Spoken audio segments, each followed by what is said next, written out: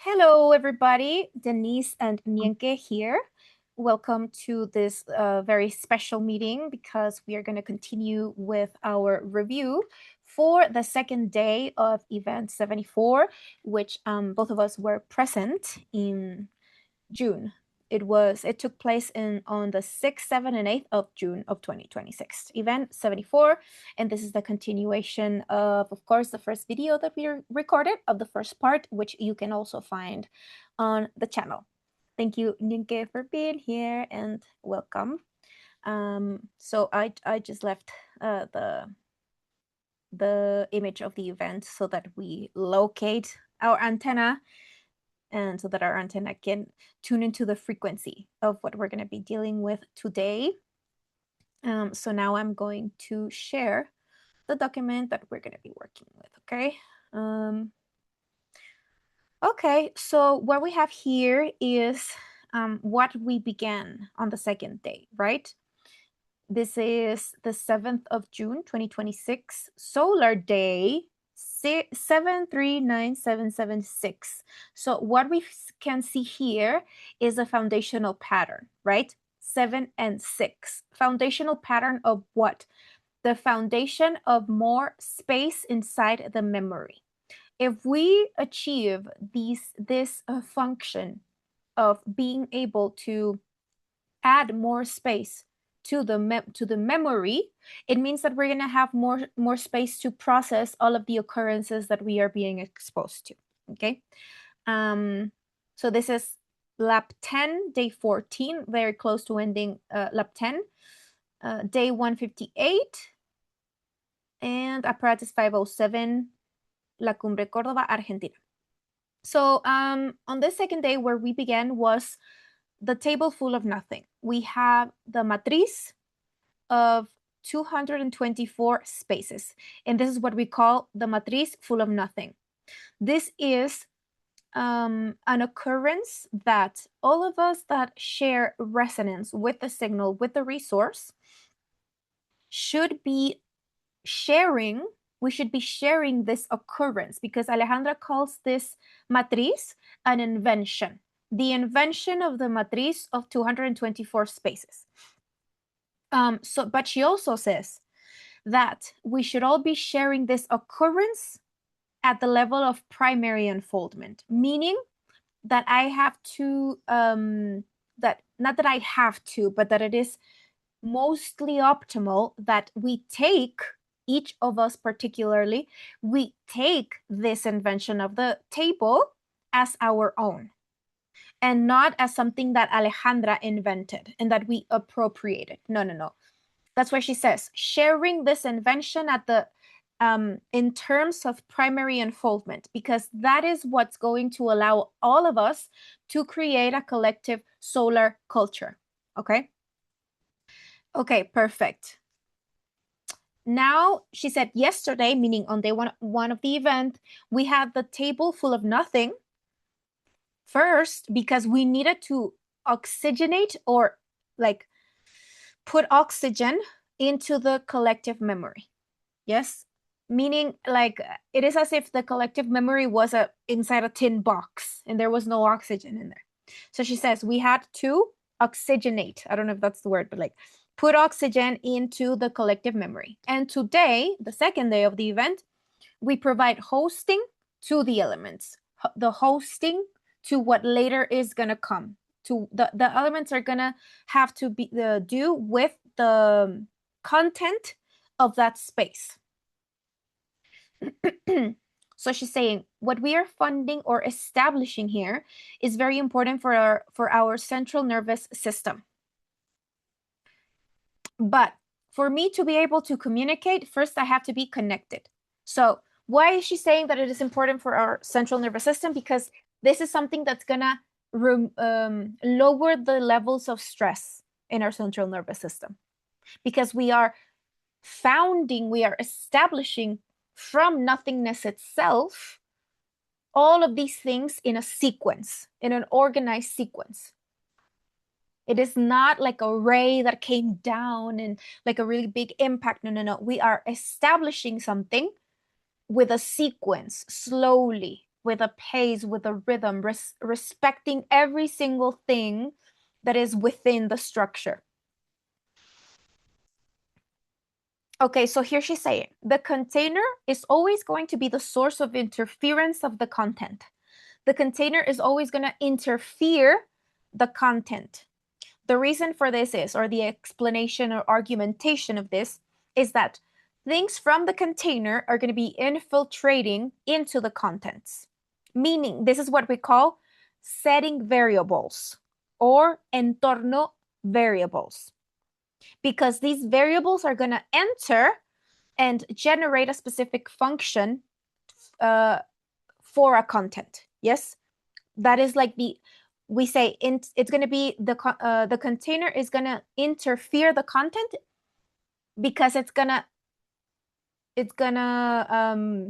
want to generate a function, a specific function with the content itself. Okay. So here's where she guides us. She's like, close your eyes and visualize the matrix and take it as your own, as if I am the one inventing the matriz. It is not Alejandra inventing it. No, I am inventing the matriz in terms of primary unfoldment. It is important that we share the occurrence in terms of primary unfoldment, okay?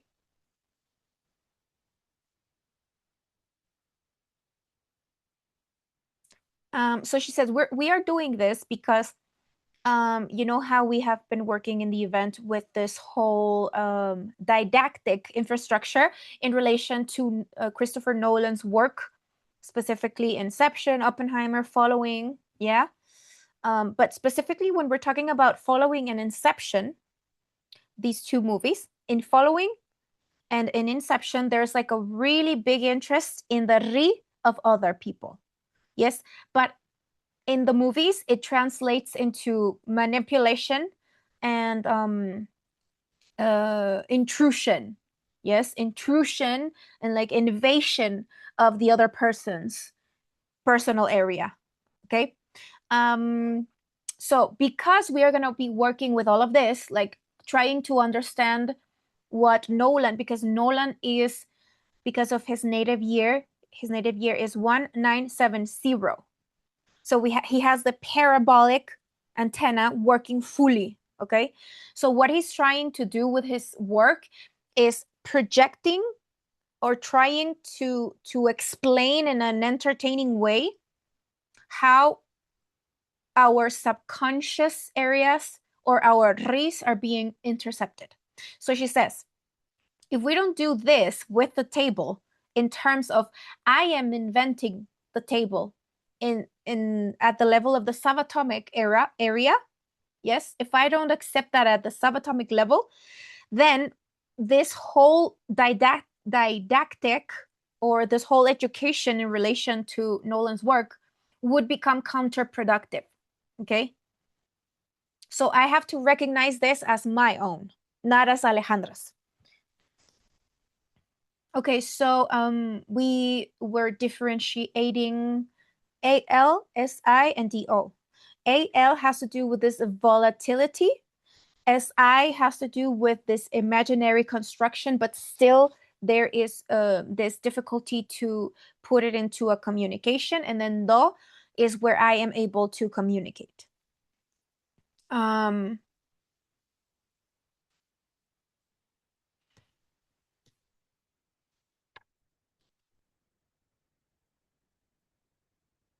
So here she clarifies this thing of when, because remember, like in the early stages, we always wanted to, first of all, not use words with charge, yeah?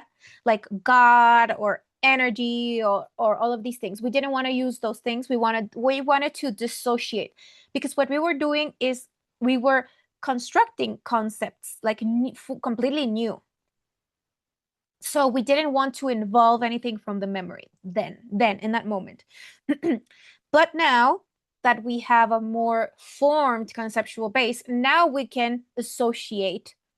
But it's not the same thing to associate between the concepts that we have established in LGC than to try to connect those concepts with something from the memories.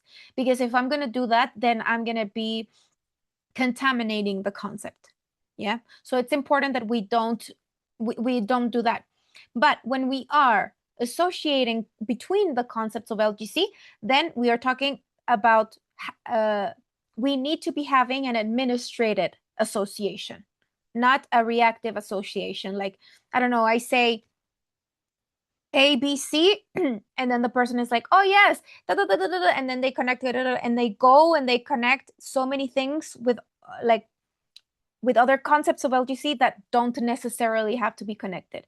So I always say, if you want to associate something inside the logic, you need to have an argument to do that. You need to have an argument, because if not, it's better to not associate.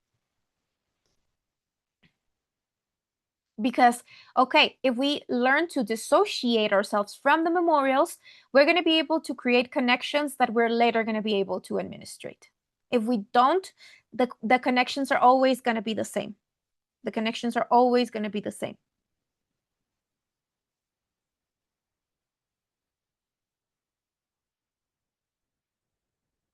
So the foundation is going to have scales inside the belonging of the container, meaning the memorials. Remember, as a particle, I have to have a framework contract to be able to have a belonging inside a specific entorno. And that's going to be like the way that I'm going to do that is through the memorials. The memorials are going to be something that the entorno provides.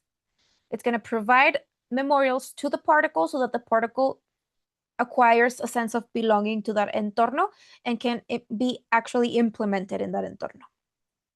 So that sense of belonging is going to have different scales, which is going to be the personal, the clan, the species, and the entorno. Different levels of scales of belonging in the container, which also are the memorials. So the more dissociated I can have these scales, the more capacity I'm going to have in my neurology. Okay, so this is interesting because she says, the more dissociated that these scales are, the more capacity I'm going to have neurologically to administrate an occurred event. Okay, whatever happens, if I have these scales more differentiated, I'm going to be able to deal with them more properly.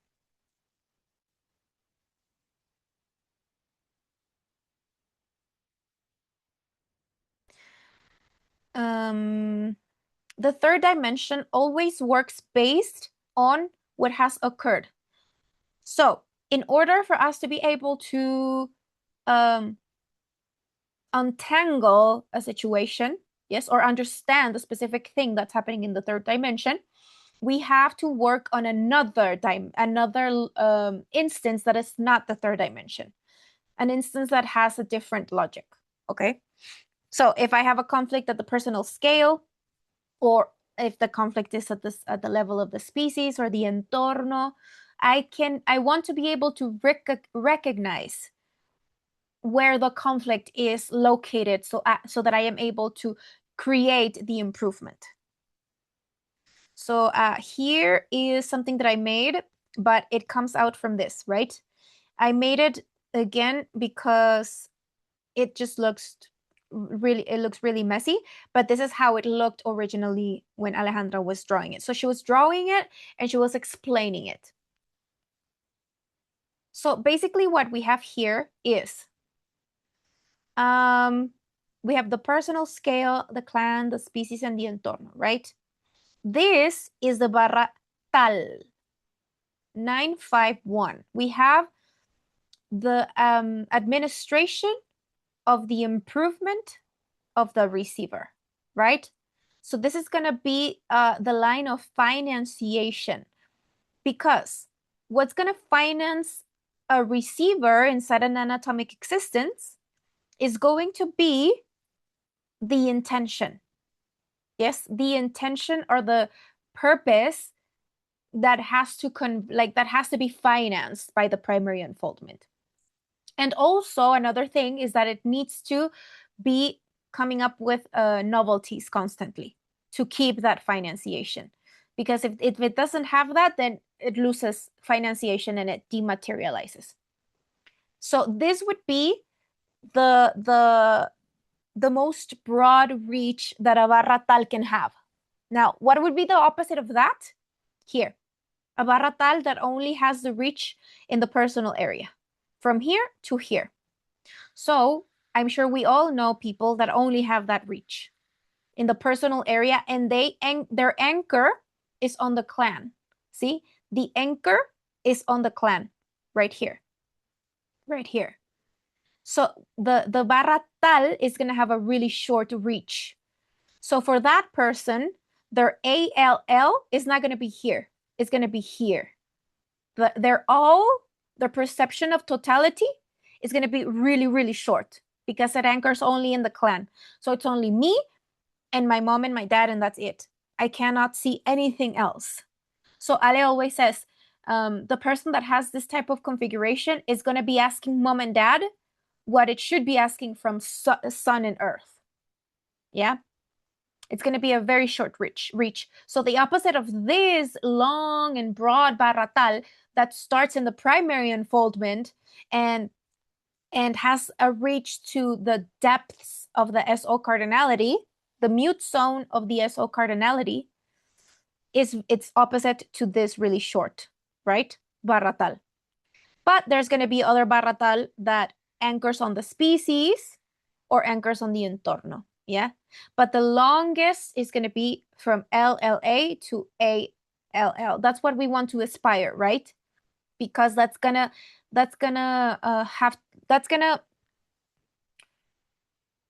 improve our interpreter. That's what's going to give us the capacity of our interpreter to escalate and to be nourished constantly, so that my all, which is going to be my interpretation of totality, is always growing. Yes, it's always expanding. My own interpretation of totality is always expanding.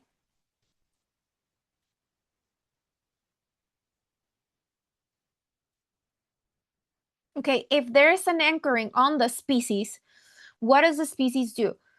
The species kills the weak because the species provides a license to all of its members where it says your life is more important than anybody else's. So you have a license to overstep anybody who threatens your own existence.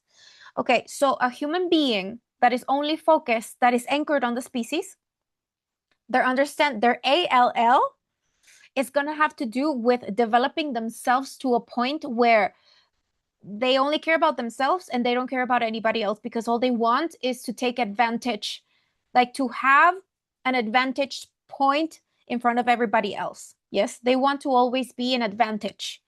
So all of their energy and all of their effort is going to be focused on being an advantage to others. Yes, and they're not going to care about who they step on to do that. But if the species includes the clan, then that's going to transform into, yes, I want to develop myself, but to provide support to others. So it's going to be very different, the configuration. So when we have all of this, this is going to create, like we were saying, the expansion of my interpreter and the expansion of the mind as well, because this is the NE cardinality. And what happens if the mind expands? Matter also is going to expand, because mind transforms into matter. Mind transforms into matter, traduces into matter. So the challenge here is to keep a balance of that barra tal between all of those scales. Yeah.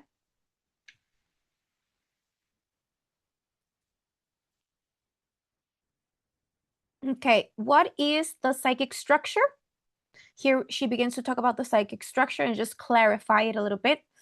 It has to do with the connection between sun and the earth. The psychic structure has to do with the connection between sun and the earth. If the earth did not have a psychic structure, it wouldn't be tied to the sun. The earth wouldn't be able to keep this relative position to the sun, and the planet would be absorbed by the influences of the cosmos, and it would lose its regularity. That is the importance of the psychic structure. Okay, so it is not about the people. It is about how the planet manages to not lose registration or its relative position to the sun. That is the psychic structure. So the psychic structure, and she has explained it before, has to do with a connection between the ionosphere and the magma.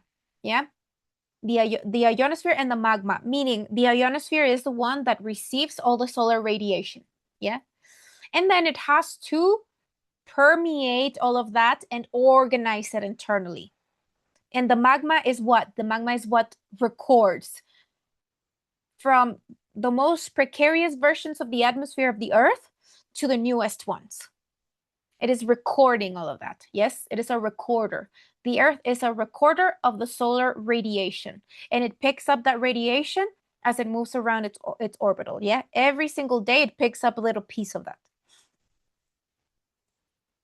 So why do we need to record the most precarious versions of the atmosphere of the Earth? Because that is the base through which we're going to be able to generate or create the improvements.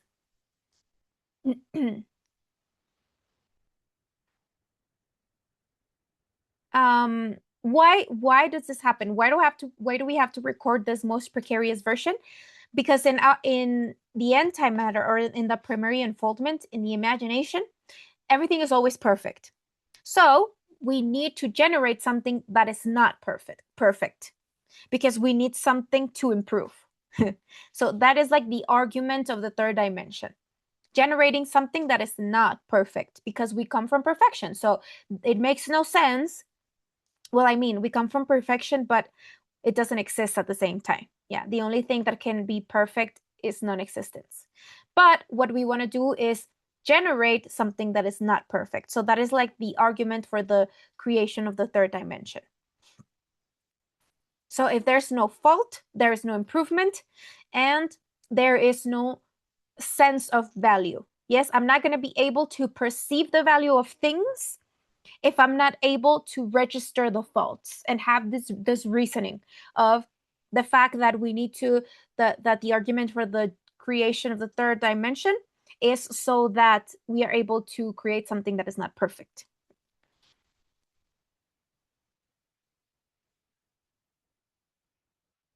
Okay, so no and on, that is the barra cual, which is 753.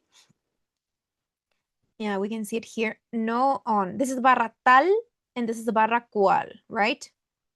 So she says, no, of course, we know it has to do with the consciousness, the observer, external observer, and the on has to do with it's a reflection, right, of the observer. It's a reflection of the consciousness of the observer in the unified field. But it's gonna have restrictions. It's gonna have restrictions because in NO it doesn't have any restrictions. And ON is gonna have all of the restrictions all together, all at once. And we also understand on as the memorials. Okay, so this is something that for me I'm still working on, but she says on is going to be the space of consciousness reflected in the unified field.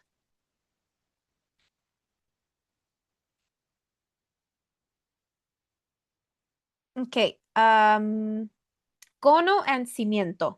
Yes, the knowledge, we know that conocimiento, the word in Spanish is knowledge, but in Spanish it makes more sense because, you know, the concepts, the language of programming of LGC is ultimately in Spanish. Yeah, so some of the things we have to keep in Spanish for that reason. So cono and cimiento, of course, cone and foundation, but in Spanish that word's conocimiento together translates into knowledge, so it's very coherent. The cone connects with the ionosphere, the foundation connects with the magma. Now, if I don't work in pro or in favor of the magma from the ionosphere, I'm not going to be able to generate the improvements. And if I'm not able to do that, then I'm going to lose this perception of value of the perception of value of everything I'm doing. It is as if life or nothing that I do is going to make any sense. Yes, because I don't have this reasoning that we've been working on.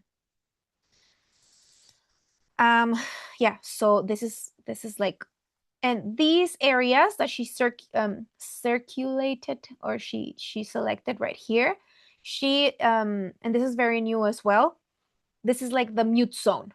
So the first time that I heard her talk about it, I was like, oh, you've been talking about the mute zone for so long and you never showed it like this. And she was like, I know. Yeah, I know. I don't know why I didn't do it earlier. But yeah, these, like she said, this is the mute zone. Okay. So the mute zone between, we could say, the collective memory or the memorials of the container. Here, the mute zone between the totality and the totality of occurrences. And then the mute zone between the observer and the entorno. And then the mute zone between the all, or the perception of totality of the receiver, that the receiver is going to have. So these 4 points are going to be different kinds of mute zones. Yeah, different kinds of mute zones. So the mute zone is what provides us with connection. All of the rest is artificial. And everything that is not the mute zone is going to be artificial in relation to the primary unfoldment, of course, because everything that has to do with the third dimension is artificial. But for a structure that is native, or that perceives itself as native to the secondary unfoldment, that's going to be real. So she always talks about this thing of respecting the other person's configuration, right? And not going and wanting to introduce all these notions to somebody that is not ready for them. Okay, so back to the psychic structure. The psychic structure is a space of reception of signals that has a scope between the ionosphere and the magma of the earth. In the middle, we find the person, the clan, the species, and we find physical registrations, and we can find imaginary registrations. Okay, so a space of reception of signals, right? Psychic structure is a space of reception of signals, and it has a scope of ionosphere to magma. We have the mute zone, and we also have the different scales. And in this flow of signals, we could have physical registration and non-physical registrations. Yeah, we could sink into specific things that don't necessarily have to be physical, but some will be physical. So we'll have both. There's going to be some times that these signals are going to come, and if they arrive at a physical level, it is important that we don't identify the things that come out as our own, but as of the earth, because we have to reason the fact that the memorials belong to the entorno. Yeah, they don't belong to us. We, in our framework contract, we take those memorials and we appropriate those memorials to generate the sense of belonging and the sense of anchoring into a specific entorno, right? But if we have this whole reasoning of the psychic structure and the scales, we're going to be able to differentiate when we're receiving these stimulations, that most of the things that we are going to be registrating are not necessarily going to be mine or in relation to me. So if I'm not able to remove myself from the equation, I'm not going to be able to develop consciousness at a subatomic level. Yes, because the subatomic consciousness is not human. If I'm not able to dissociate myself from the member of the species, I am not going to be able to generate any consciousness at a subatomic level. So first, it is like all of these, this is a really broad reasoning to get to the point of saying, oh, this is not mine, this is of the earth. It is not something that we can just say like, oh, just don't take it as your own. No, there's like this whole reasoning that comes behind to be able to do something like that. It's not an easy thing to do. Okay, so here we're gonna talk about the author, the work, and the editorial. The earth is the editorial. We have an author and we have a yeah, work. No, obra.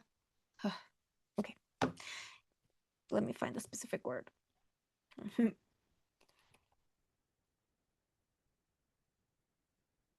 Piece. Yeah, like when we go to museums and we can see the pieces of the of the artist, or when we have a book, the author, the book. Okay, so the earth is the editorial. We have an author and we have a work that is published later.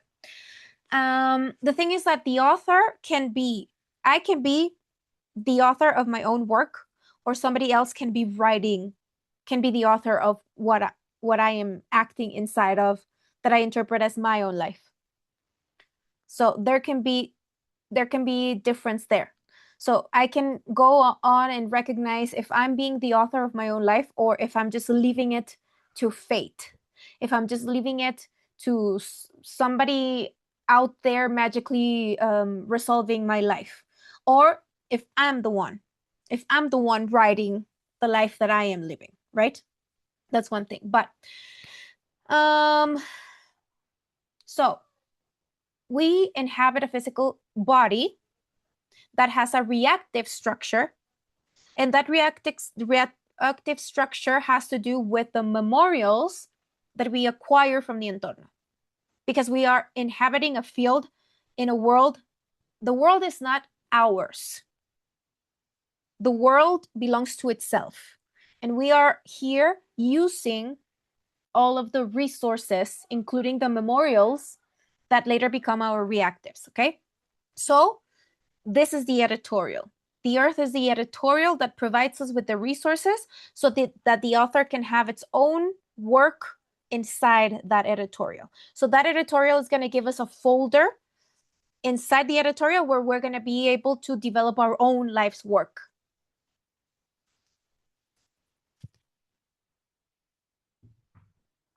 So recognizing the earth as the editorial, recognizing myself as the author of the work, makes a space inside the psychic structure for me. That creates that reserves a particular a special place for me, like a folder inside that, where I can develop something that is my own inside a structure that is not my own. Like my own space inside a structure that is not my own. Recognizing this, that's what it does. So how does that translate into real life? It's going to give me a lot of security. It's going to give me a lot of or we can translate it into like self-esteem or security in the field. Why? Because I recognize that I have a space inside this public area, collective area. I have a space inside there, yeah. And I recognize that space, and I respect the limits of that space, and I work within that space. But I don't go around defying other people or invading other people's spaces. No, I recognize that this is a public space. So I work within my own boundaries. And then, of course, I want to interact with other authors. I want to see what they're doing with their own lives. I'm interested because their own lives can enrich my own work. Yeah. So this is like really cool.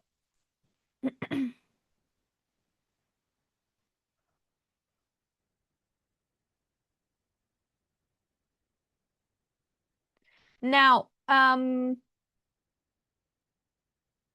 all of the contents are busy figuring out how to have fun, or how to enjoy life, or how to have all these kinds of fun experiences. This is what most people are doing. They're busy with that. And this is something that always has been like a internal conflict for me. I'm like, how can you see that the state of the world and see that the world is basically falling apart and be so selfish and only think of new ways to have fun, instead of being like, oh, what can I do to improve the quality of this experience for everyone, not just for myself, for everybody.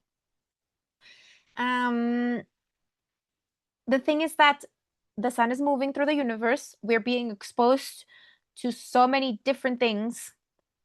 And if we are not providing maintenance to the third dimension, if maintenance meaning the structure that allows the third dimension to exist, then we're just gonna drive ourselves into self-destruction, right?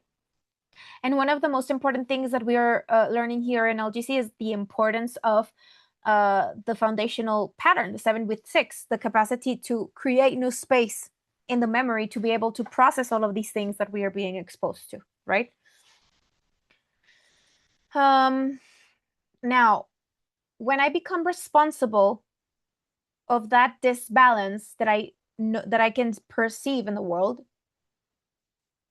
I can work with the creation, or I can pull and generate stability, but I have to have an active flow between matter and antimatter, because I can only generate more balance from antimatter. And for me to be able to do this, I have to have a deep recognition of primary unfoldment, of course, because if I have a recognition of primary unfoldment, I'm going to have permanent assistance inside existence. Permanent assistance inside existence. If I recognize primary unfoldment as primary, because I might be in the perceptual error of understanding the secondary unfoldment as primary. If that is the case, then I'm not going to be able to have primary resources and assistance inside the secondary unfoldment. So I have a folder inside the editorial, but I am not the owner of the editorial. So this confusion, there's a confusion of the fact that I can own the editorial, I can own the earth. This is a confusion in the processor. Yes, the way that I perceive myself, the way that I perceive my entorno is going to confuse my processor. So I'm not going to be able to process reality. I'm not going to be able to process the third dimension or have any kind of administrative quality inside the third dimension, because my processor is confused, first of all, between what's real and what's imaginary. I don't know if I'm real or if I'm imaginary, or if this is a simulation or what this is. Then I don't know if I'm still in the primary unfoldment or in the secondary. I don't know if I'm still a hydrogen, or if I'm in a collective of particles co-inhabiting with other particles that are all inside this editorial working on their own life's work. This confusion and this generates confusion in the processor, because the scales are not properly differentiated and argumented. So we just leave it out to the mystical, yeah, because it's less responsibility. There's no responsibility there. I'm not assuming the challenge. I'm just continuing to derivate it into an external hand. That's not very good for the receiver. The receiver is going to be very much manipulated.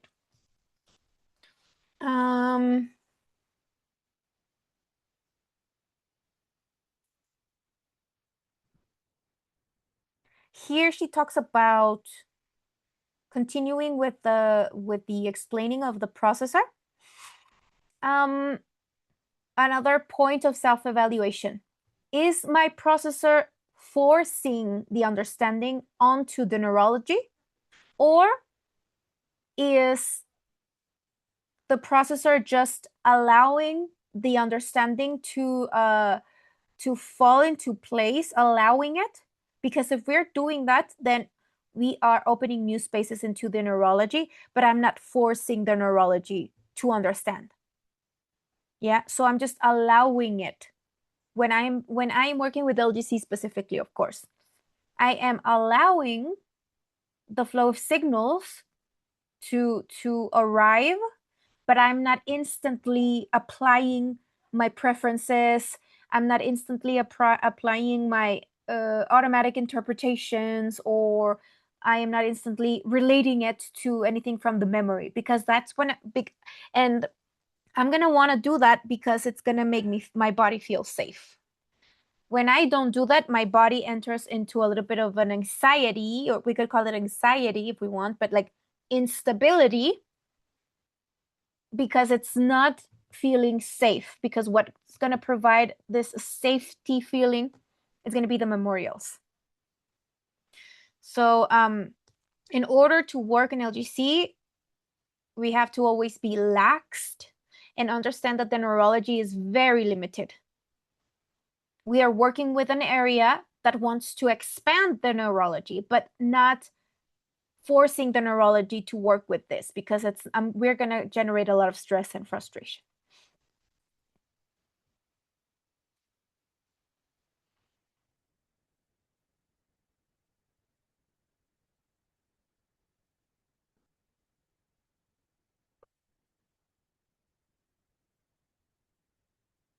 Okay, so now we're going to jump into Inception, the movie. And the first thing that Dominic does when he's finding an architect to build the dream, when he takes her into a dream, right? And the first thing, she's a really good architect. And the first thing she starts to do is she starts to generate the dream, or construct the dream, based on her memories. Yes? So she was pulling out from her memories to create the dream. And he was like, "What are you doing? Are you pulling from your memories?" And she was like, "Yes, this is my school, or this is my college." And he was like, "No, don't do that. Don't do that." Because he did. And he got lost. He got lost between reality and in the dream. So he was like, "No, when you are building a dream, you can't do that." There was like a big emphasis on this. Do not use your memories, right? When we want to create something new, this translates into, if we want to create something new, if we don't want to lose financiation from the primary unfoldment, then we have to let go of the memorials. We're still going to find use and function for the memorials, of course, because we need that so that we don't lose the perception of value. Yes, we need it. But when we want to create something new, that's not the case. These are different instances. Now, the fact that we don't lose, hold on.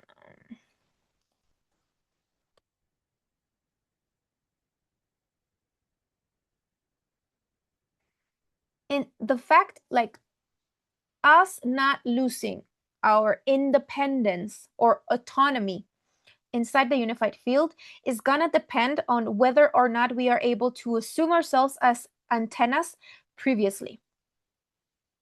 If we are not able to assume ourselves as antennas previously, then we're gonna lose our autonomy inside the unified field. Of course, it's like losing Wi-Fi. It's like losing Wi-Fi.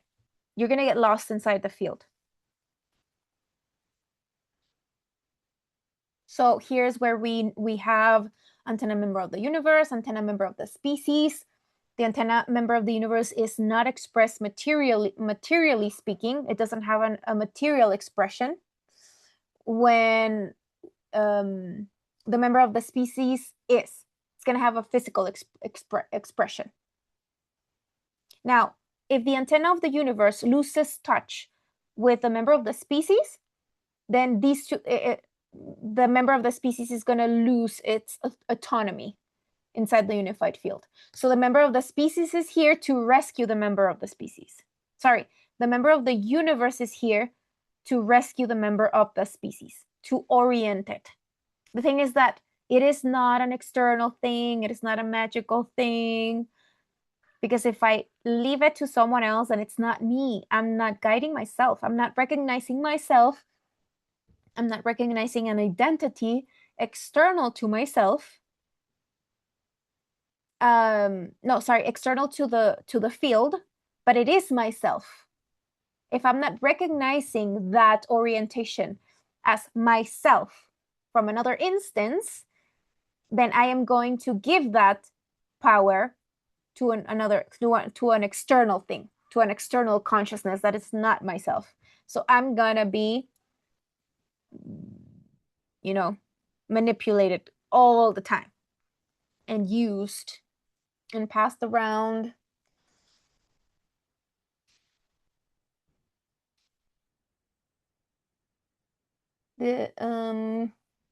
Okay, the psychic structure is going to be like the same thing that we were saying with the neurology, right?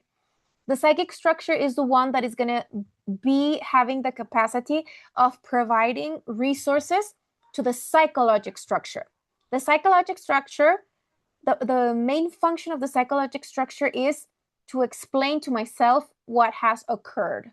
Because when I am receiving a flow of signals, when I'm working with the psychic structure and the flow of signals, all of these things are going to be novelties, right? So the psychology is not going to be able to interpret these things that are coming.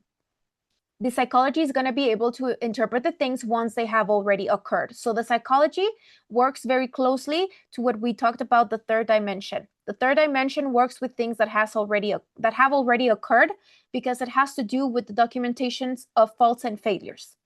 Yeah. So the psychic structure is going to be the one that's going to have the capacity to provide new resources to the psychological structure so that the psychological structure is able to better explain to itself what has occurred. Yes. Now, if my only source is my psychological structure, my neurology is not going to be working very well. I'm going to have a lot of difficulties in my neurology if my main source is my psychological structure. Yes, I'm not going to be able to generate any new resources for myself. So I'm going to be very tight and very limited.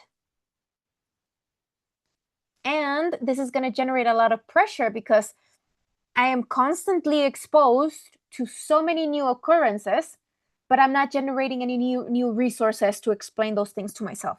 That's going to generate a lot of pressure and frustration. A lot of pressure and frustration.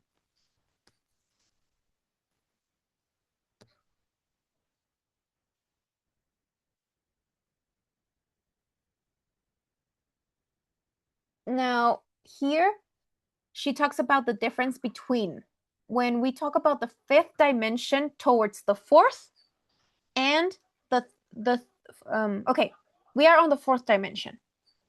When we talk about the fourth dimension from the fifth and from the third, it's going to be different. From the fifth dimension until the fourth dimension, it has like the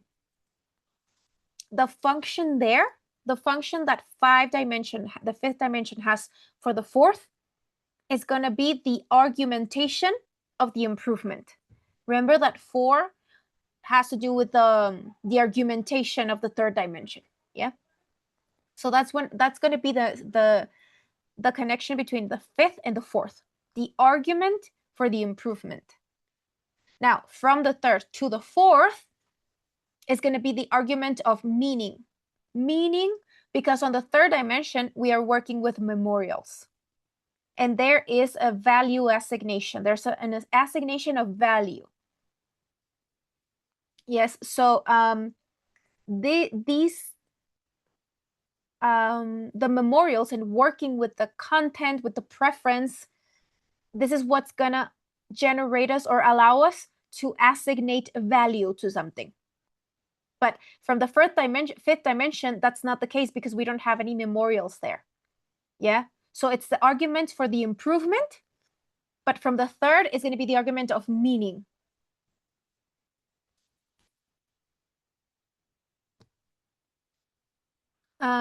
So in short, we could say from the fifth dimension to the fourth, we're going to be working more with the radar. And from the third dimension to the fourth, we're going to be working more with the preference. And the third dimension is where the preference is executed. And this is good because it gives us focus, it gives us certainty, it gives us specificity, right? So nothing wrong with having a preference, of course. We've talked about this a lot. It is just important that we leave everything where it should be so that each thing functions properly where it should. Here is the movie of Following, which is Nolan's first movie, 1988. So Following 1998, and then Inception 2000, what was it? 2010. So these two movies are 12 years apart. And she's saying that, okay, in Following, the way that the characters find out about other people is like sneaking into their apartments and just like going through their things. But in Inception, that became professional because the person never realized that they were being manipulated.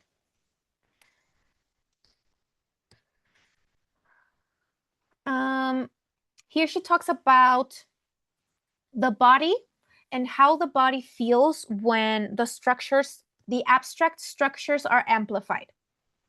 When the abstract structures are amplified, the body feels it or senses that as if it was being abandoned, when in reality, it is being set free. Yes? When the space in the third dimension is amplified, the body's going to feel like, I feel alone, I feel misunderstood. Yeah? That's like what the body's going to register it as.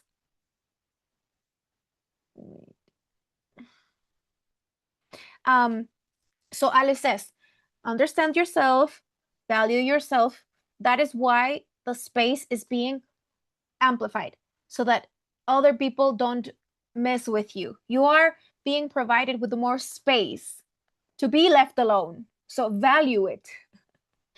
Value the field being amplified, because liberty is the greatest gift of the universe. Don't give it up because of what society tells you, right? So don't fall into these traps that society tells us.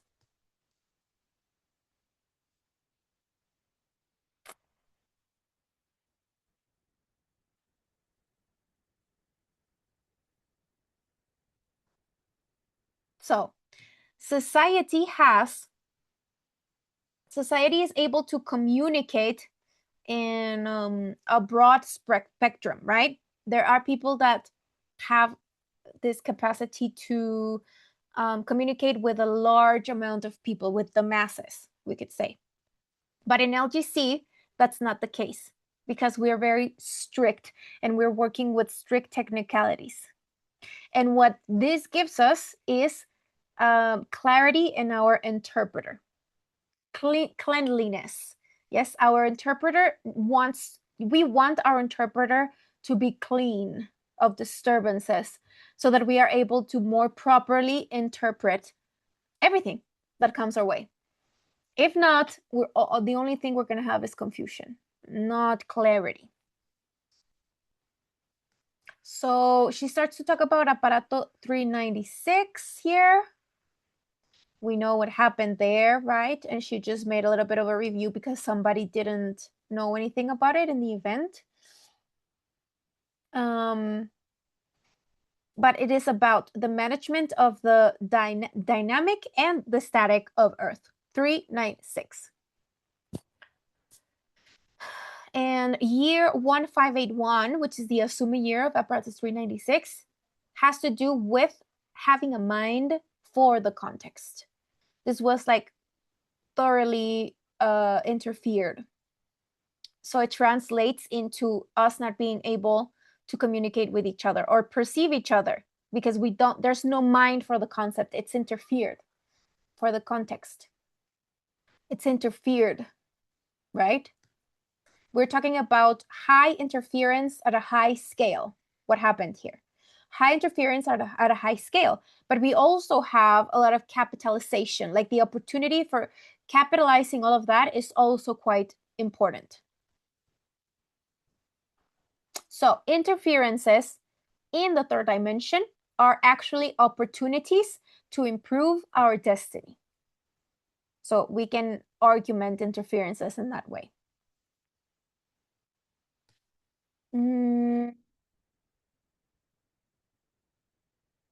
So in Inception, the work has to do with going inside someone else's through the dreams and infecting somebody else's right? Now in the movie, the inception that is made is not with a bad intention, we could say. I mean, I think it's quite ambiguous, actually. It's neither good or bad. There's different interests happening. Yeah, all of the people involved have different interests in doing the thing, but in the end, like, there's a happy ending. So in the end, it is presented as something positive that they did for the person that was incepted. So in the first level of the dream, there's 3 levels in the dream. And the fourth, they call it the limbo, okay?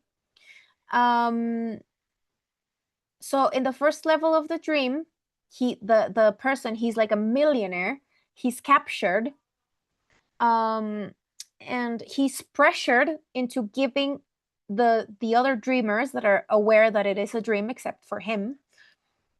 The one that is being incepted doesn't know that it's a dream. But the others pressure him to give him a series of numbers.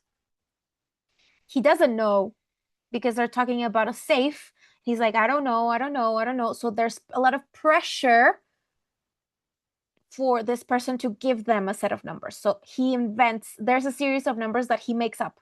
528491, and that's the number that he invents, right? What do we see there? 528491. It is the axis of the strict present, and 491, which is the frequency of the day. Okay, so the first level has to do with, here what we are looking at is the process of manipulating someone else's subconscious. Okay, the first level is about, I am coming up with something, like I came up with the numbers and I gave them those numbers, because on the second level of the dream, they are going to use those numbers, but in some level, I'm going to know that they came from me. So it's going to give them, like, I'm giving them the resources they need to manipulate me. Yeah, in the second level. So on the second level, a lady comes and gives him those numbers on a sheet of on a paper. Yeah, so he sees those numbers and he maybe kind of recognizes the numbers. But the second level is about generating trust. Yes, you have to trust me. You have to trust me. You have to trust me. So the other dreamers, the task that they do on that second level is, you have to trust me. Come with me. Trust me. Trust me. Trust me. Come with me. Yeah. So he's like not very sure if he should trust, but he does in the end. Okay, he trusts them. And on the third level of the dream, the language that the dreamers use to make the inception, they say, we have to use the most precarious way, because if it's an idea that's too elaborate, he's not going to take it as his own. Okay. So they come up with a very, very precarious way to insert the message into the subconscious of the person. So that's what they do on the third level of the dream.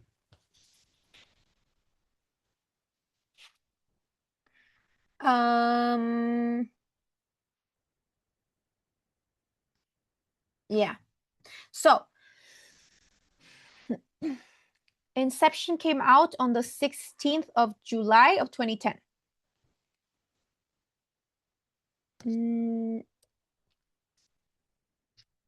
Let me see what the metrics were. Hold on.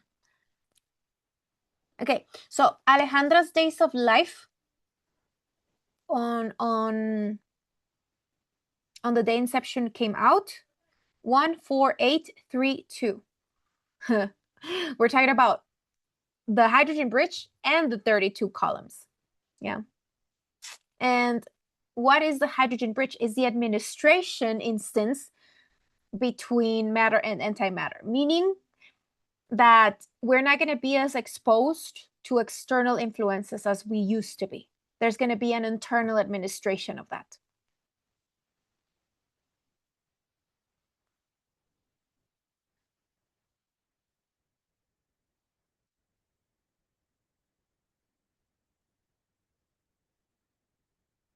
Um, 81034. Yeah, I don't remember why that was there. Okay. And then, okay. So what happened then was that the character, the fictional character in the movie Inception, the one who was being intercepted, his name was Robert Fisher, right? Robert Fisher. And then we have in the movie Oppenheimer, the real person, his name is Robert Oppenheimer. But we're talking about someone that was real and had a real affectation in humanity, which because he was the creator of the atomic bomb, right?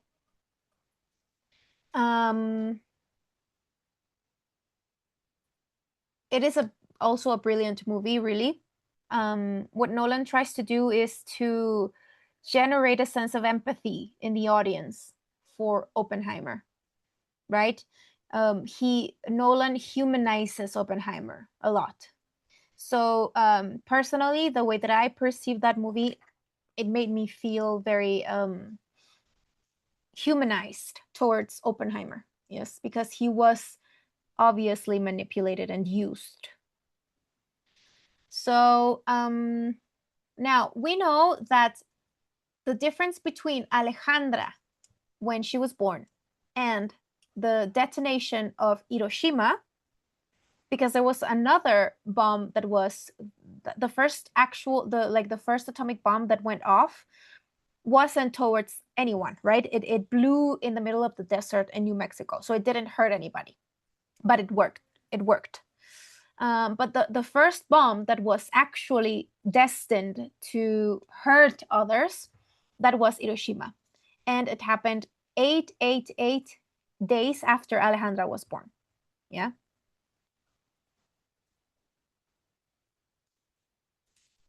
Now we have from the date of Hiroshima, which is the 6th of August of 1945, to the day 148 of year 2232, which is the year where Pluto completes its 9th orbit around the sun. From the day of Hiroshima to that day in 2232 year, we have 104754. 104754, right? And what is 475 is apparatus 475, which is the last secular year. The last secular year, 1900. Oppenheimer is born 4 years after that. Oppenheimer is born on 1908. Okay, now this is like the most impressive part. Oppenheimer, at the moment when the bomb went off, his days of life were 15081. So we have this opening where if it was not solarly managed, then it was an opening for an inception. So the interpretation of this is that Robert Oppenheimer was subject to an external inception using apparatus 396, of course. Now, the constant between Oppenheimer and Alejandra is 23969.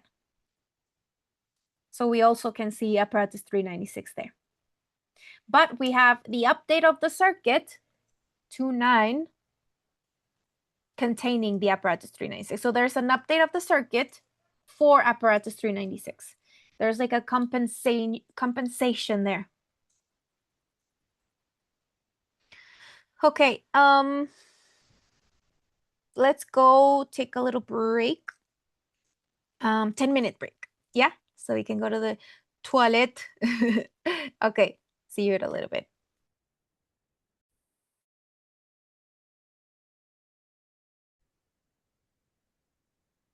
Okay, so we're back. Okay, so what is a star? A star is a collective of architects, and we are barely just beginning to have the code available to see and to understand. But this is a process that is very slow and difficult because we are inhabiting the third dimension and we have a lot of influences from the collective memory. Now, we have to deal with, in antimatter, we're going to have to deal with volatility, and in the matter, we're going to have to deal with the collective memory. Okay, so these are two different challenges that we're going to have to face in different instances, right? In the different fields. But this is why it's so important that we train our observer.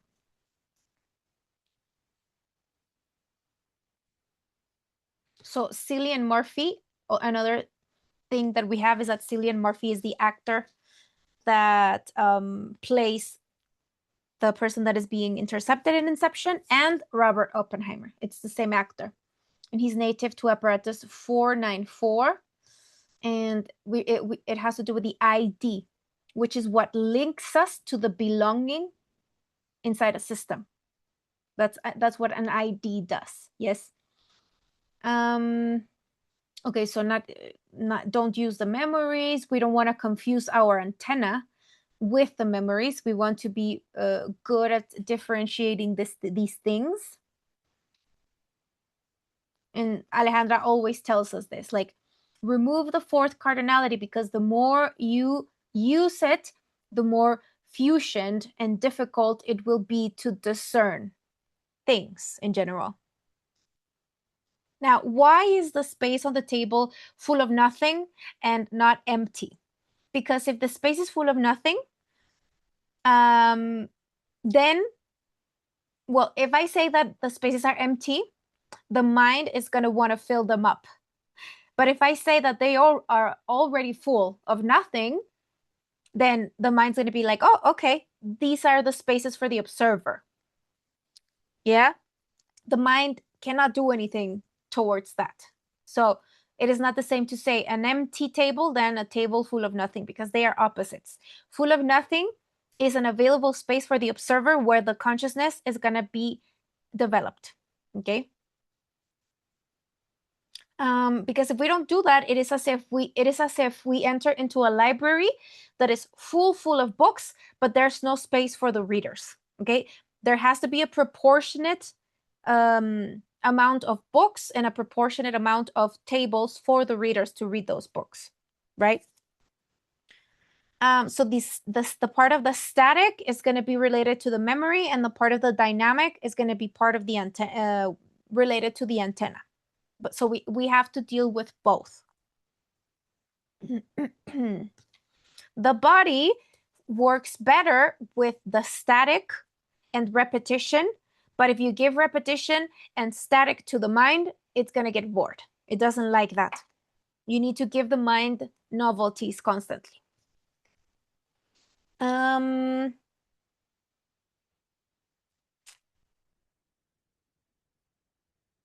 So here we have other metrics in relation to the 9 orbits of Pluto around the sun. And the day 148 of year 2232, which is solid day 185005. The LGC calendar and the Google day. In the Google day, we find year 5779, which corresponds to day 2019, right? 5779 is going to be the backup year, the year that's going to be backing up 2019. This is something that I named. So when we're visualizing the table full of nothing, we're visualizing it in all the black spaces. Then the hydrogen appears.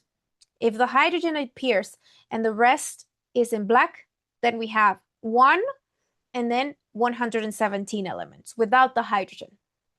And then we add helium. If we add the helium and the hydrogen, the first level of the table is augmented. Yes, and we have the administrative part of the hydrogen covered. And what we have left is 116. Yes. And what another thing that we found out is that helium plus hydrogen in Spanish add up to 148. Okay, so then she says, these are tracks that we created for ourselves from the antimatter to assist ourselves in this space-temporal, how do you say that?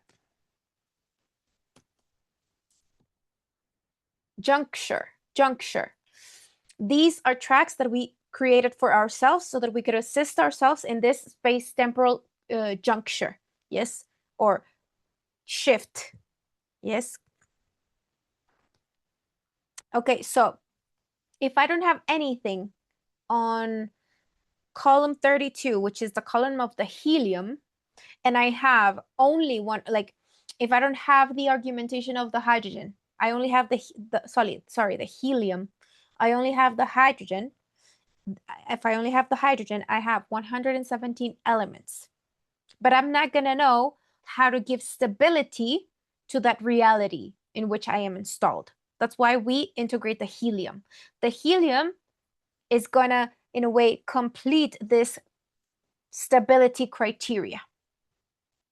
Yeah, so when we opened our eyes, we argumented hydrogen and helium, and we opened our eyes with 116 elements, different from hydrogen and helium, but we have the first level argumented. And then I have 30 spaces that are gonna have to do with how I'm gonna be able to administrate sequences in a more stable layer. Now, if the spaces are full of nothing, I'm going to be pulling from my primary unfoldment.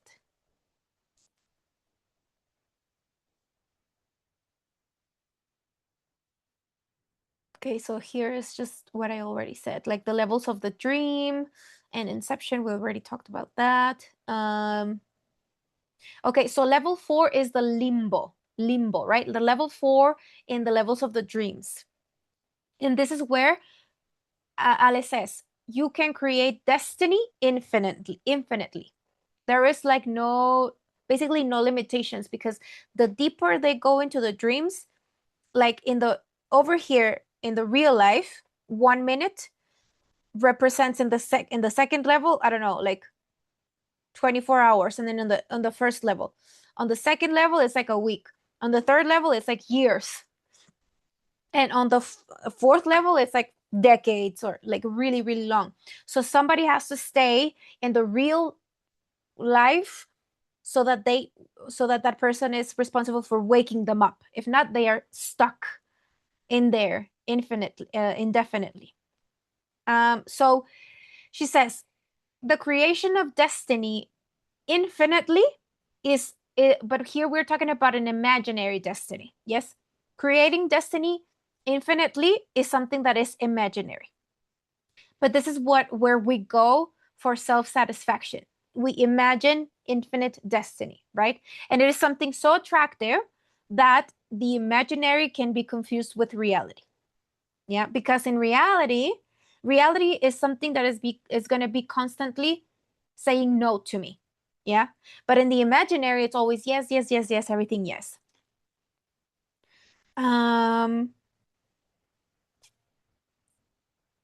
So she's saying the fact that all of the variables are converging and that we are able to observe these convergences has to do with the fact that we are exposed to a unified field that takes every architect and how each architect is expressed in there.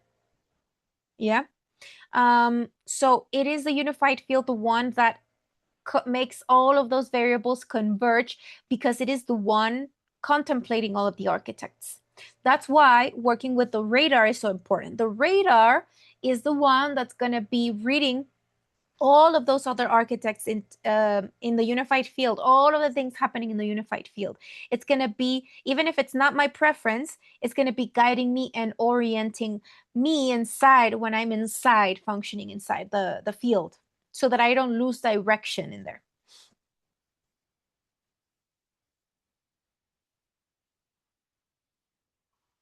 Okay, then we have the Odyssey, right? We have Following, Inception, and then now this year we have the Odyssey.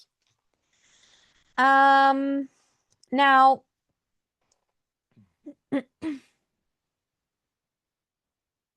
okay, in the route of, she mentions here the conflict in the formation of the y-axis. This is something that Alejandra presented to us in the 7011 group because she gets together with everybody, right? So one of the things that she presents to us in that route, she calls it the conflicts in the formation of the y-axis. Yeah. But the thing is that we are always using or contemplating the restrictions of the solar code.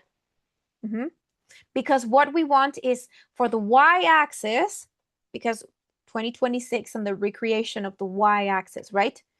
We want the y-axis to synchronize with the z-axis.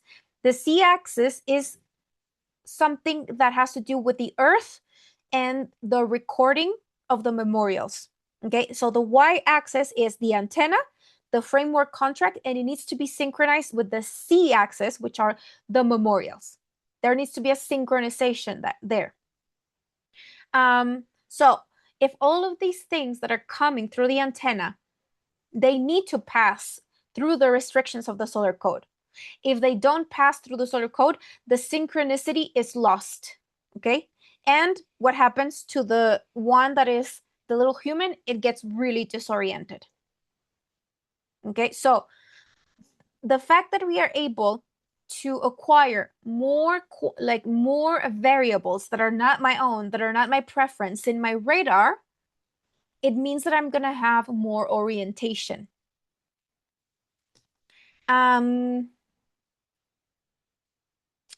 So reality needs to be, we need to put attention to reality.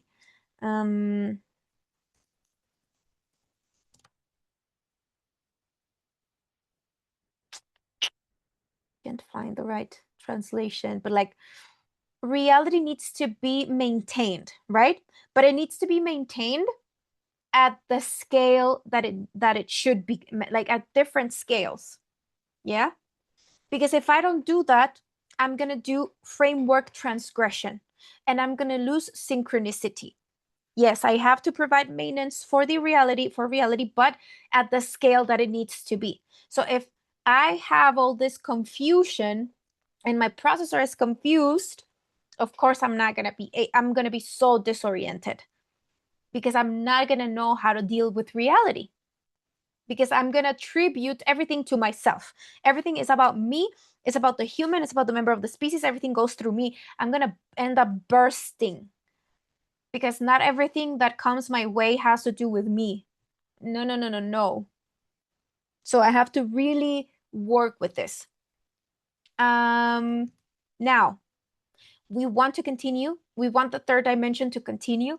We want the human species to continue, but there needs to be good architects on board. And it has to do with assuming the responsibility. Yes, if I am still derivating responsibility, then I am not going to have the licenses to actually improve the entorno. Yes, it's going to be pure entertainment for me. So, but if it's not the case, then I'm going to be able to direct that entertainment because it's entertainment at the subatomic level. But over here, it's not entertainment. Over here is discipline. Yes, and responsibility. So if I'm still confusing reality with fantasy, I'm going to think that over here, this is about entertainment. But it's really not. If I'm still confusing, then my subatomic scale is going to entertain itself destroying, not constructing.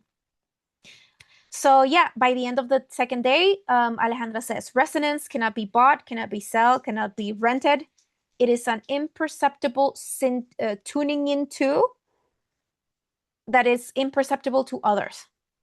Okay, and if we all had resonance at the same time, we would lose gravity. Yeah, so everything has its place, everything has its role, everything is in its rightful place. So all we have to do is learn where each thing is functioning and allow it without interfering with the functioning of things. But we do want to understand the different logics and the different structures that allow us to exist. So yeah, that's basically day 2. We are done. Thank you so much, Nienke, for being there on the other side. And yeah, I will close the recording and see you all soon. Bye-bye.